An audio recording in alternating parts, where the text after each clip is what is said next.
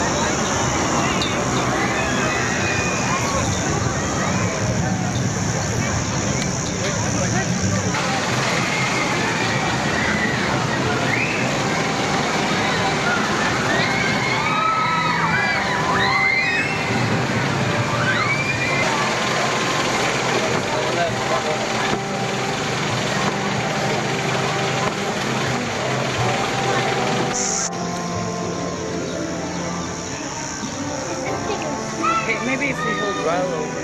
Go on down.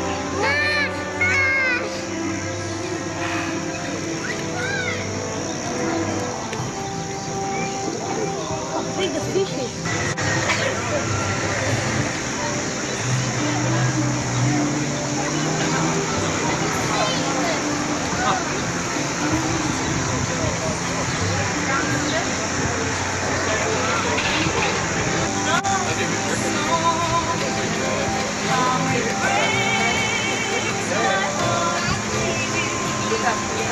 There's lots of miles. Well, you can catch a cruise boat. They come every 7 or 8 minutes.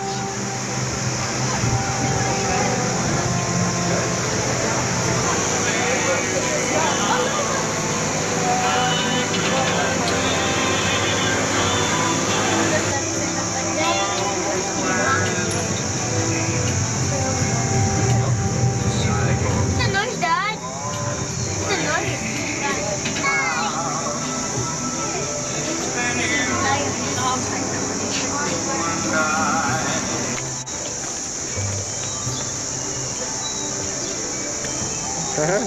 We're going across the suspension bridge. Why are you so heavy? And while we're walking, the bridge is shaking. Why are you so heavy? Riley, stop. Why?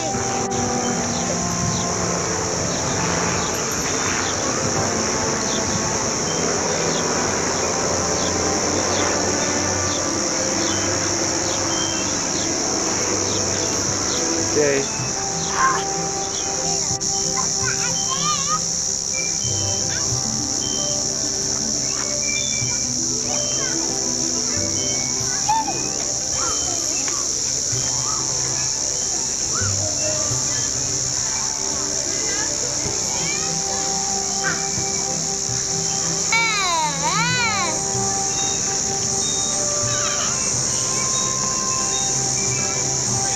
Stop it.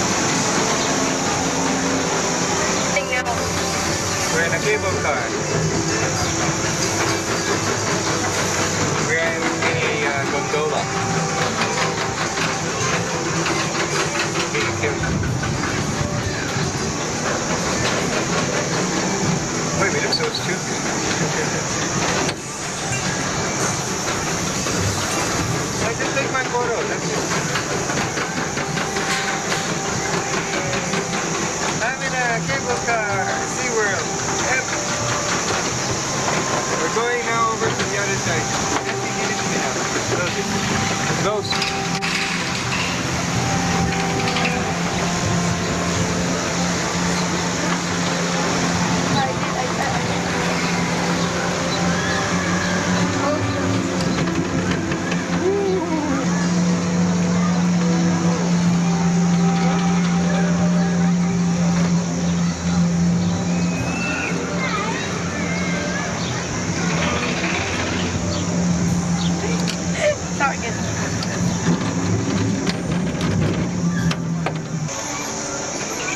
Come on, let's start Riley out. Come on, let's go. Come on, throw Riley out. Come on. Can you please stop it? Stop it.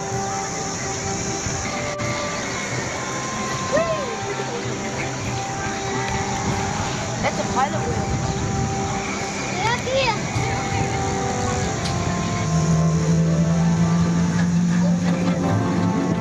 Ooh, going down now. Bumpkin.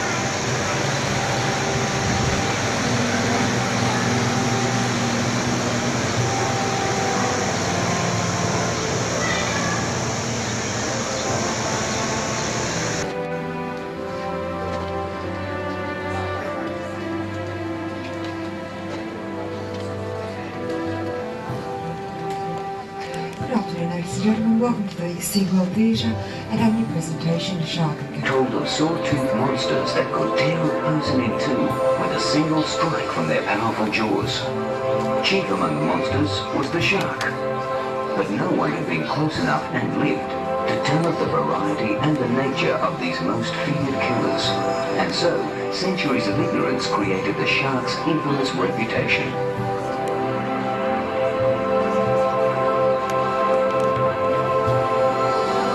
330 years before Christ, Alexander the Great used divers to assist in the siege of Tyre. Breathing through a simple cane snorkel, they were able to swim underwater and cut the ship's anchor ropes without being seen by the guards on board.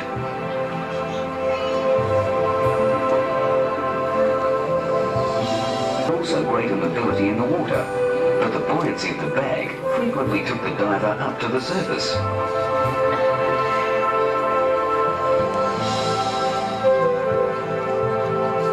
The diver had to rebreathe his own oxygen-depleted exhalation, a dangerous cycle that leads to carbon dioxide poisoning, unconsciousness, and ultimately death by drowning. 1,000 years later, the best that human ingenuity could devise was a pipe tied to a floating air bladder. In 1500, Leonardo da Vinci designed a number of diving devices based on this principle. He also designed flippers for divers' hands and feet to help speed them through the water. But speed was not the problem. Depth was. The human lung is not strong enough to draw air through a tube longer than a meter. To dive deeper, the floating end of the pipe was submerged, and the diver had to keep enough air in his lungs to blow water from the pipe when it surfaced. The possibility of a punctured air bladder was of course a constant problem. In 1715, an English retired cargoes, so the need for a diving apparatus that would allow salvage became desperate. Lethbridge's device made of leather merely fitted over the head and shoulders with no seal and allowed the diver to work only in a vertical position. If he bent over, the air pocket was lost, forcing him to surface. This apparatus could operate only to a depth of 3 meters, but was considered to be a significant advance and was highly successful at the time.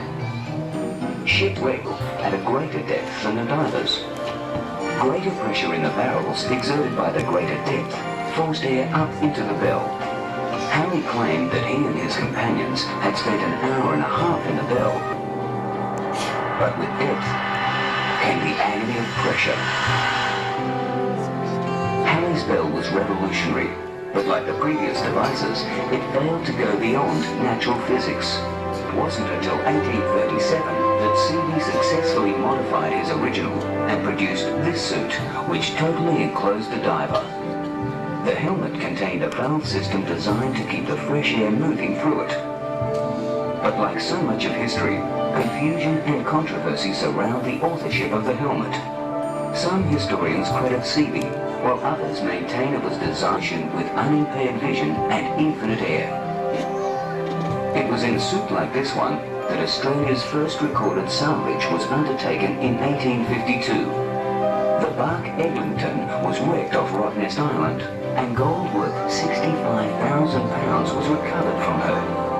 Our diver is wearing a US Navy Mark V helmet, which incorporates the first major change from the Seavey Ordine design as late as 1938.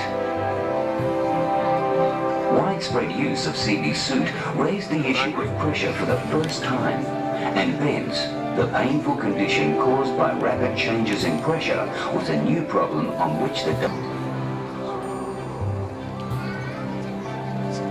divers were once almost as frightened of these groper as they were of sharks, as stories abounded of hard-hat divers being sucked into the raised A by the acronym SCUBA. It was based on compressed air carried by the diver, and for the first time gave divers total mobility. The ultra-modern apparatus that this diver is using is based on the Cousteau and Gardner principles, but with modern materials and today's technology, it gives a diver the ability to explore the mysterious deep as never before, and explode the myths and misconceptions that are still held today. Alvin found and photographed the grand old wreck. Small and very maneuverable, Alvin's hull is made of titanium alloy, strong enough to withstand the gigantic pressure exerted by the water at Titanic's depth. 3 brave scientists crouched inside the tiny submersible, knowing that any failure would put them, like the Titanic, out of reach and beyond rescue. As our growing population gradually fills the space and uses all the resources left on Earth, is it possible that we may one day not only live from the sea, but also, and that may be the best reason of all for conserving what is there while it's still there.